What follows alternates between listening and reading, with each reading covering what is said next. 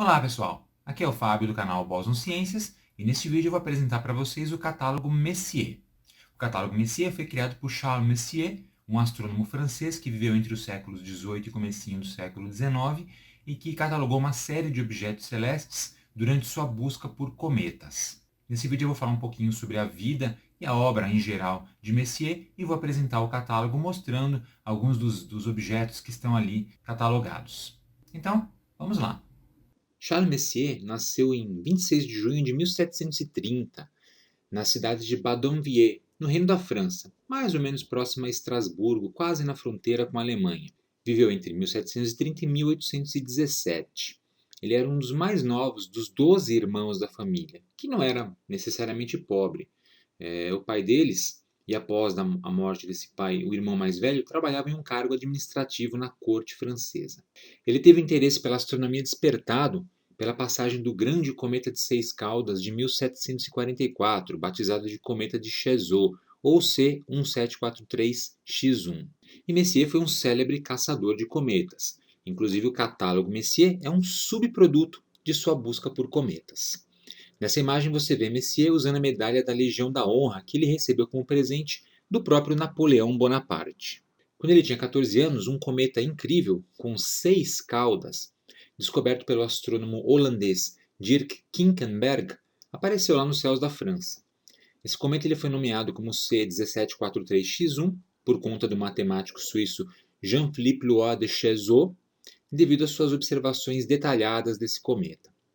A visão desse cometa teve um profundo impacto em Charles, possivelmente dando origem a uma fascinação pelos céus e particularmente por cometas, que durou por toda a sua vida. Além disso, em julho de 1748, quando ele já tinha 18 anos, um eclipse solar anular apareceu sobre a cidade de Badonviller, e isso aguçou ainda mais a curiosidade de Messier sobre os céus. E aqui você vê uma representação artística de um cometa com 6 caudas. Realmente deve ter sido uma visão muito incrível na época. Ver um cometa já é algo incrível. Com 6 caudas, deve ser realmente maravilhoso. Em 1751, Messier conseguiu um trabalho como assistente do astrônomo naval da corte, Joseph Delisle, que inclusive tinha confirmado o cometa de Chezeaux, no local chamado Observatório de Cluny, em Paris.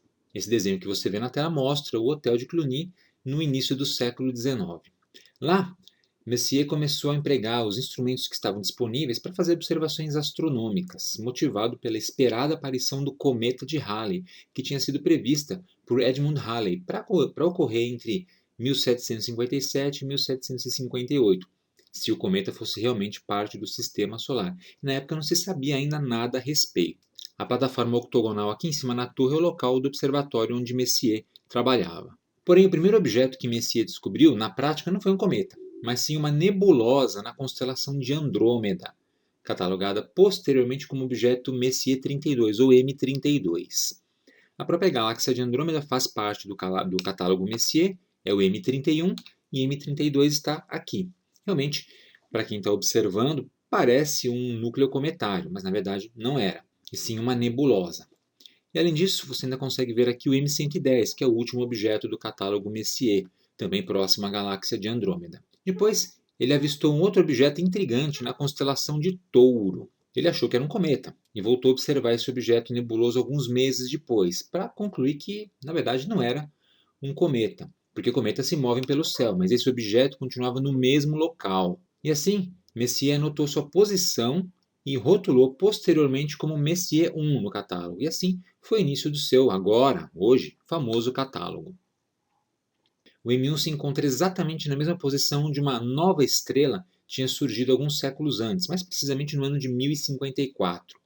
Essa estrela, na época, era tão brilhante que, de acordo com os registros de astrônomos chineses, era possível vê-la à luz do dia e até mesmo ler com a sua luz em noites que não tinham lua. E assim como essa estrela surgiu, ela também desapareceu. Por isso ela foi chamada de uma estrela convidada. E hoje a gente sabe que esse objeto M1, na verdade, é a nebulosa do Caranguejo, que são restos da explosão de uma supernova. A estrela convidada, observada pelos chineses, portanto, era uma supernova. E a propósito, na noite de 25 de dezembro de 1758, o astrônomo amador Johann Palitsch, lá na Alemanha, conseguiu avistar o cometa tão esperado, o cometa de Halley. provando então que a teoria de Edmund Halley estava correta. Os cometas eram astros periódicos do Sistema Solar. Messier não conseguiu fazer essa observação antes por conta de erros que haviam nas cartas celestes que ele usou, que foram feitos pelo Delisle, que subestimou o efeito perturbador da gravidade de Júpiter na trajetória do cometa. Para Charles, os objetos nebulosos que ele estava observando atrapalhavam e confundiam a sua busca pelos cometas, que era o seu real interesse. Então, ele começou a catalogar todos os objetos difusos que apareciam nas observações, que pareciam cometas, mas não eram, de modo a evitar erros e perda de tempo em observações futuras. E foi assim que nasceu o catálogo Messier. O catálogo do que Charles Messier não queria observar, olha que interessante, usado para evitar, podemos chamar de falsos positivos, em sua caçada por cometas. Alguns dos objetos do catálogo não foram descobertos por Messier, mas sim catalogados por ele, e outros foram descobertos com a ajuda de Pierre Méchain. Hoje, o catálogo Messier consiste num conjunto de 110 objetos astronômicos que foram catalogados pelo astrônomo. Na prática, ele estava interessado em encontrar cometas e criou então essa lista de objetos não cometários que atrapalhavam a sua busca. Essa lista ela foi compilada com a colaboração de seu assistente, o Pierre Méchain, que inclusive descobriu 30 dos objetos do catálogo e recebeu o nome de catálogo Messier. É uma das listas de objetos astronômicos mais famosas e ainda hoje muitos objetos astronômicos são referenciados pelo seu número neste catálogo. Ele teve 3 versões publicadas pelo próprio Messier, uma versão com os objetos de 1 a 45, a segunda versão com os objetos de 1 a 68 e a terceira versão com os objetos de 1 a 103. Já os objetos de 104 a 110 eles foram adicionados posteriormente no século XX já, com base em anotações que foram realizadas por Messier e encontradas posteriormente. No catálogo Messier, você vai encontrar algumas categorias de objetos: galáxias, nebulosas, aglomerados e alguns outros objetos. 28 aglomerados abertos, 29 globulares, 40 galáxias, 6 nebulosas galácticas e 4 planetárias e 3 outros objetos, por exemplo, os restos daquela supernova citada. Durante sua vida, Messier observou e rastreou 44 cometas. Ele é mais famoso por este catálogo, porém, o objetivo dele, como já foi citado, era rastrear, observar e descobrir cometas. Como homenagem, 2 crateras na Lua foram batizadas como Messier A e Messier B, ambas no Mare Fecunditatis, Mar da Fecundidade, Lua. O trabalho de Messier inspirou William Herschel, astrônomo inglês, a criar seu próprio catálogo, o qual por sua vez inspirou o holandês Johan Dreyer a criar uma lista de objetos do céu profundo mais completa que nós temos hoje, que é o catálogo NGC, New General Catalog, com mais de 8.000 objetos catalogados, e que é usado até hoje por astrônomos amadores e profissionais, inclusive agências como a NASA e a ESA, a Agência Espacial Europeia. E algo bastante interessante é a observação dos objetos Messier é muito popular entre astrônomos amadores hoje.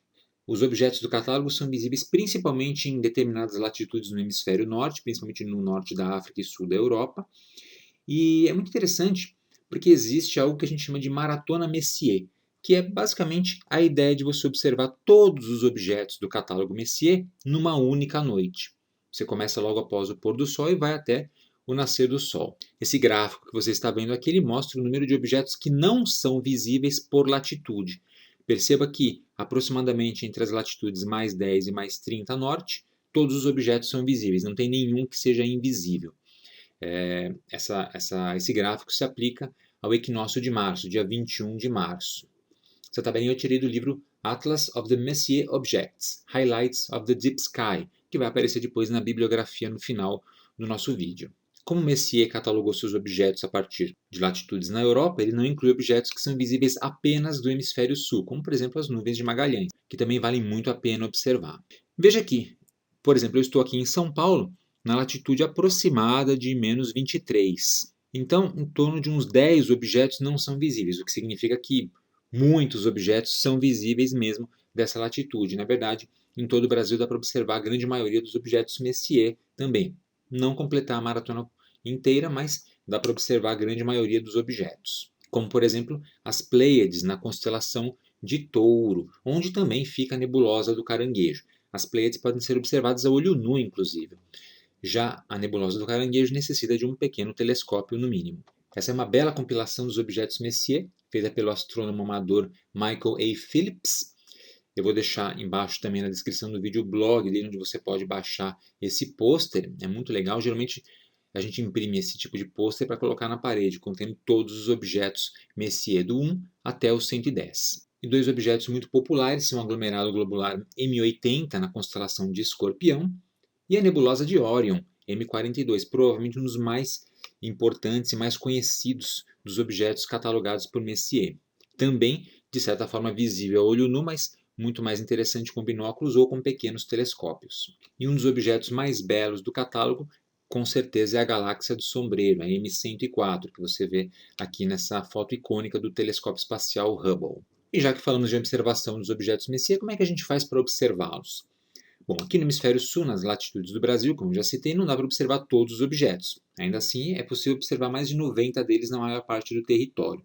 Alguns são visíveis a olho nu, como as Pleiades, o aglomerado aberto M7, e a maioria é visível através de binóculos, como um 15 por 70, por exemplo.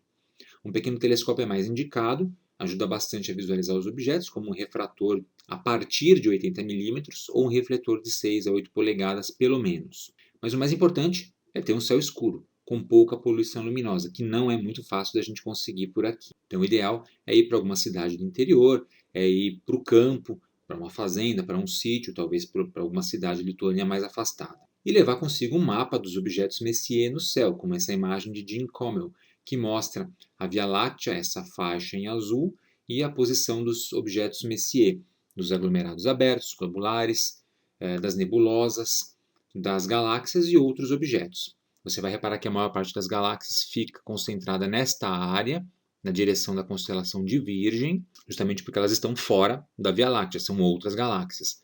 Já os aglomerados e nebulosas ficam na direção da própria Via Láctea, a maior parte delas, pelo menos. Então esse aqui é um ótimo guia, mostrando as constelações e a posição de cada um dos 110 objetos Messier no céu.